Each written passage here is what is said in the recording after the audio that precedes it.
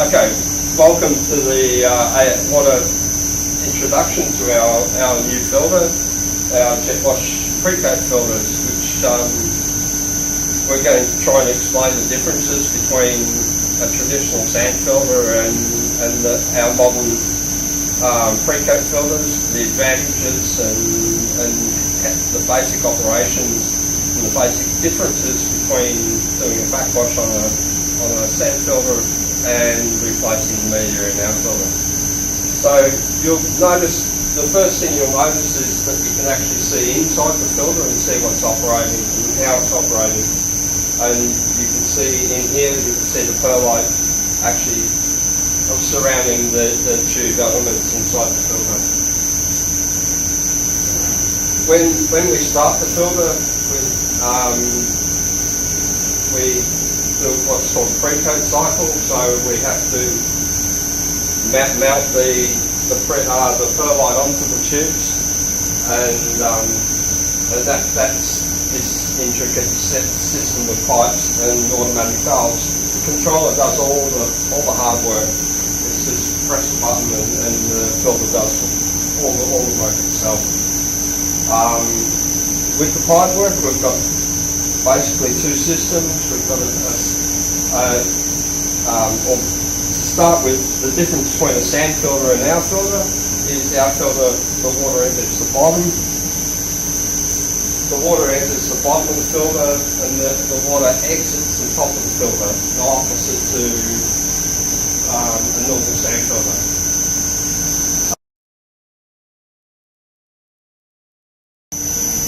Okay, our filter controllers control all the essential elements of the filtration system. The valves are electric pneumatic operated. The main circulation filter pumps are all controlled by inverter controls, so we can set individual speeds for different cycles into the filter. Then the filter will monitor flow through the pumps, so if there is an issue with the flow, it will shut down the pumps and protect them. We have a flow meter in the system, so we know how much water is going through the system at any time. And all of this is from the screen. It's all when the filters are commissioned, we do the settings for them. So for the operators, it's really just starting, stopping the filter, and with a pre-coat filter like this, we recommend a daily what we call regeneration, where we take the media off the tubes, mix it all up, and put it back on the tubes. And that's a one-button process for the operators. They come in. Or if you're in some situations where the pools are not maintained 7 days a week, we can automate those processes as well, so that we can go by timers. So this system's been developed for our filters and for other filters over a very long time, so that the interface is very, very clear to even novice. These systems have been developed to also interface with third-party systems, like you may have a UV unit downstream of the filter on the return line, and this can control the UV unit, so you're not running running the UV unit when there's no water flow. We can control heater circulation pumps with temperature monitoring, which we put in within the filter circuit, so we can turn pumps on and off and push water through your heaters. We have our own chemical controller that's fully integrated with this, and on the screen it will actually show you chemical data as well. So your chemical system may be away from your filter system, but you can still see all the data within this one screen. This screen is full remote access, so you can log in from home or from your phone or whatever, or our technicians can log in at any time, and the data that this system collects, which is pressures and flow, temperature, all that data can be downloaded, and we can build an Excel file with a graph, and you can see your monthly data or whatever you need. So if there is ever a problem with the system, we can go back through the data and find out what happened. The system also monitors what operators do. So if the settings are changed by somebody, there's individual logins for the operators, and the current version of this controller has swipe card logins. So we know who did what, when they did it. It's all logged for future reference.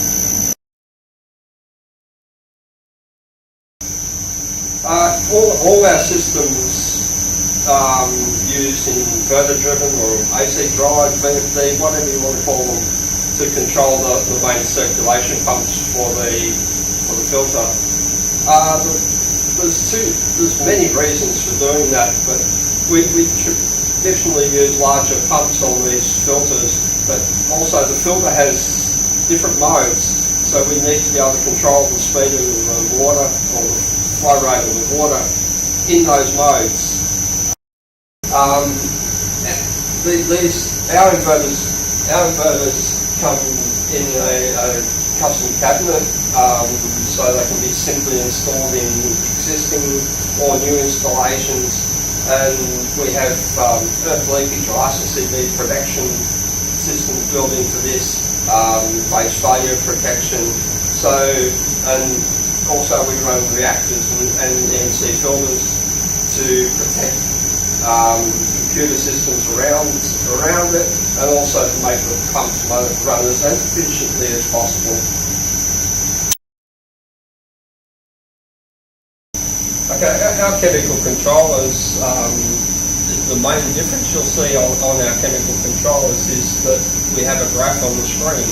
So at any one time you can see up to 24 hours of data visually over the day. So when you're trying to plan your chemical dosing system, how much it should be dosing, which we can control in this system. We can control how long the pumps run, the wait time between the pump cycles, and with this visual information we can actually tune the pumps to the volume of swimming pool water you have. These like our main controllers have 32 gig of onboard data collection, so we're collecting data for years, so we can go through and again download the data and build spreadsheets, so we can present that to the users over a month or over a year or whatever. And this information is recorded, I think, every 5 minutes. It records the pH, the ORP.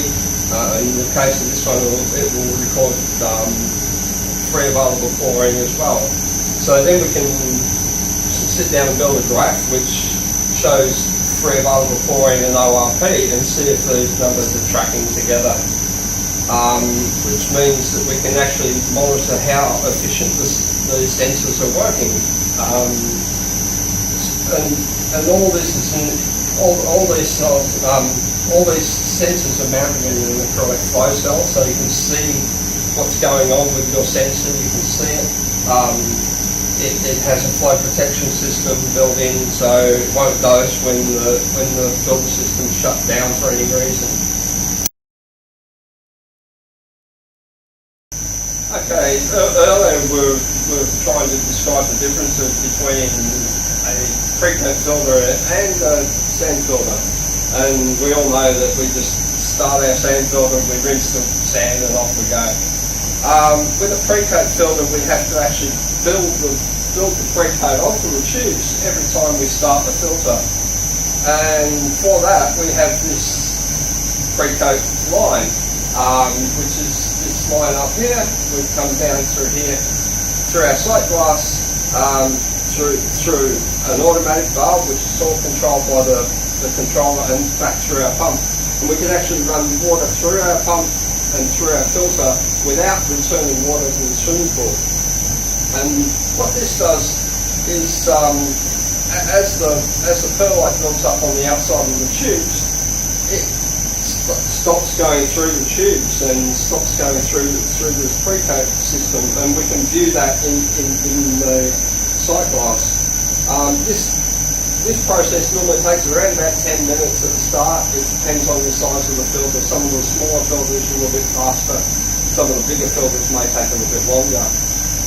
What this does is it prevents any perlite media ending up back in the swimming pool, because once the system gets through its 10 minutes, not in 10 minutes, it will open the return valve up the top here and start pumping the water back to the swimming pool and close this valve automatically in a time sequence.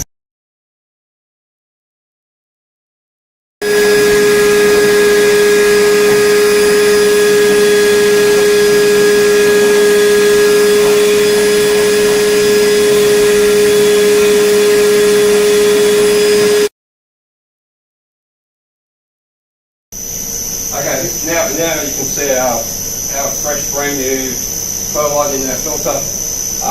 The pre-coat cycle is almost done now. In a few minutes it will change back into filter mode. The advantage of having two windows in these filters is we can see different levels of where the perlite's setting up, and with our controller and our inverter system, we can actually change the speeds and tune the filters once the installation's done and we're doing our first commissioning.